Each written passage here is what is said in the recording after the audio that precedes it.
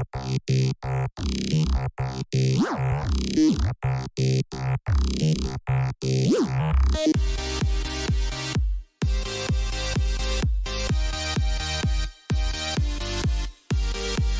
federal government announces new housing measures, and they are paltry. The federal government paid consulting firm KPMG to help it figure out how to save money on consulting firms. What exactly do we know about Canadian Armed Forces participation in Israel? Election night last night across the United States, and Portugal's prime minister is out after corruption charges. Good morning. It's Wednesday, November 8th. I'm Nora. Here are your headlines.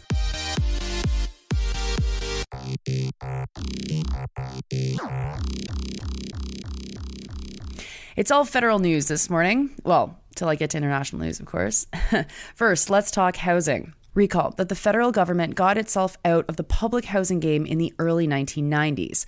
Real estate companies, banks, and mortgage groups convinced the government that home ownership should be sought after over public housing, and ultra-low mortgages lured people into buying homes. It's one of the many reasons for our current housing hell. But this story, which doesn't mention this background, from Nojoud Al-Malisi from the Canadian Press, tells us that the feds are hoping to get back into the public housing business. Kind of. Yesterday, the Liberals announced that they would build more than 2,800 residences on public properties across Canada. This, of course, is a drop in the bucket, but still. The Canada Lands Corporation will be dedicating 20% of their projects to affordable housing. But, of course, there's a catch. Affordable, not social housing. Let's see if Al-Malisi tells us what the definition is for affordable housing that the federal government is using. With this plan, the federal procurement minister and my member of parliament, Jean-Yves Duclos, said that they will be on track to build 5,300 affordable homes in 5 years. The first 2,800 units will be quote-unquote unlocked through agreements with developers, and just 300 of them, at a minimum, will be, quote, set aside for affordable housing. Al-Malisi situates the decision in the context of the Liberals' sinking popularity. Pierre Poilievre has promised to sell off 15% of federal buildings and lands to developers, which, of course, is a windfall for them. And he's even fantasized publicly about someone living inside the CBC building in downtown Toronto. The NDP was critical of the Liberals' announcement, saying that what's needed is more targeted investments in affordable housing.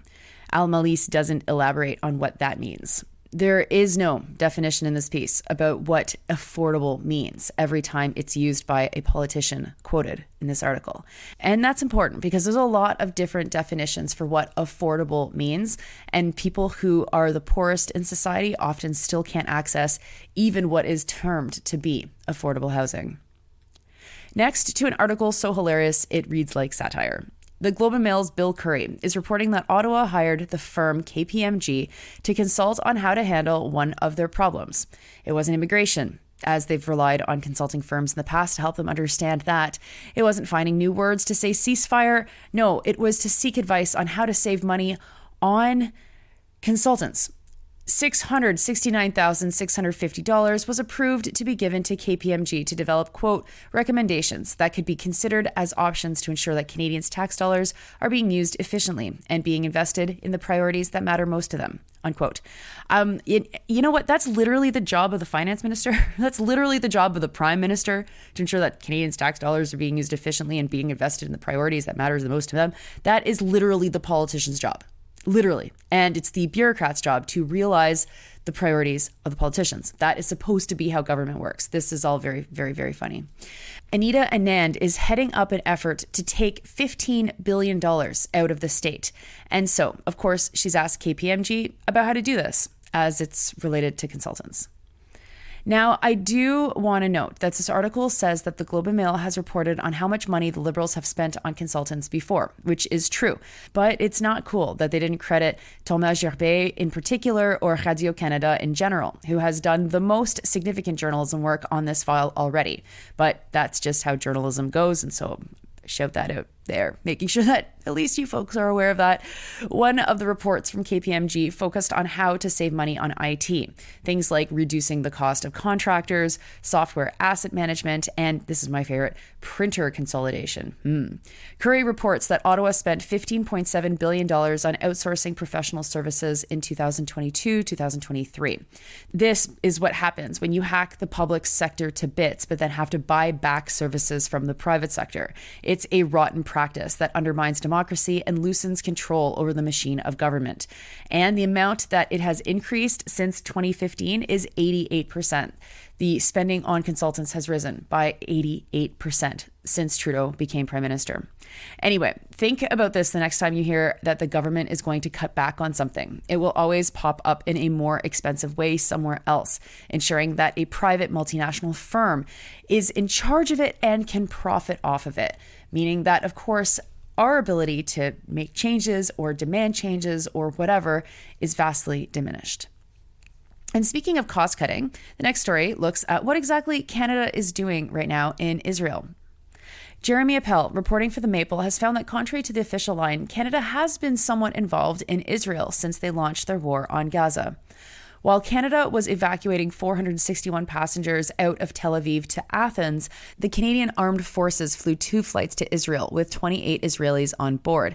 This was done, quote, at the request of the State of Israel, reports Appel. The numbers come from Vice Admiral Bob Ochterlony, who said that he couldn't say who the people were, as in he didn't know, but that Israel had been in touch with Global Affairs Canada, who put the request through to the armed forces. Global Affairs Canada told Appel that they flew more people than Ochterlony said. They said that they flew 36 Israeli nationals, including diplomats and a surgeon, and that none of them were explicitly reservists or military personnel. There was also a small team who came from the Canadian Special Forces Operations Command and members of Joint Task Force 2 sent to Israel. Global News reported that they were helping out at the Canadian Embassy and to collaborate with the Israeli military. Canada in 2022 has exported $21 million worth of military equipment to Israel. And Appel spoke with Mohamed Ayash, a professor and a Palestinian, who said that it's well known that the Canadian Armed Forces is participating in training security forces of the Palestinian Authority.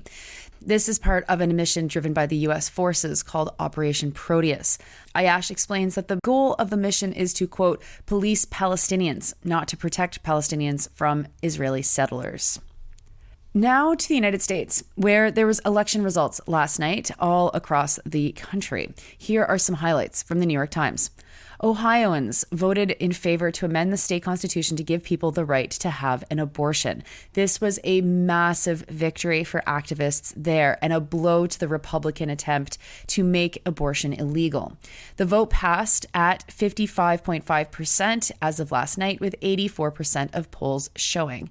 They also voted to legalize marijuana at 56.1%. So marijuana in Ohio, just slightly more popular than abortion. Other things to note, the governor of Kentucky, Andy Beshear, who is a Democrat, was reelected.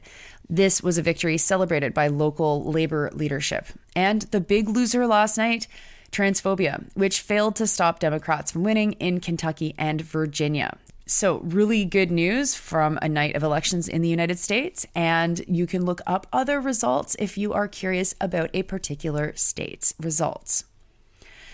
Finally, to Portugal, where Reuters is reporting that Prime Minister Antonio Costa has resigned. It happened hours after his chief of staff was detained by prosecutors over a corruption probe into his administration. The corruption investigation focuses on handling lithium mining and hydrogen projects. Prosecutors are specifically looking at whether or not there was graft and influence peddling in the Barroso and Montalegre lithium exploration projects, and a hydrogen plant project and massive data center investment. Costa has rejected the allegations, but said he would not run again for a 4th term. He is the head of the Socialist Party. They have a majority in parliament, and so the president of Portugal will now see if they have the support to form a new government or if an election must be called. Anti-mining groups have called for the cancellation of lithium mines in the wake of this news, arguing that the project wasn't done transparently enough. One of the fears of the fallout here is that it will, quote, kick off the privatization, unquote, of the country's national airline, TAP. Those are your headlines for Wednesday, November 8th. I'm Nora. You're listening to this podcast at sandyandnora.com, on the Real News Network podcast feed, or wherever you get your podcasts. I hope you have a wonderful day.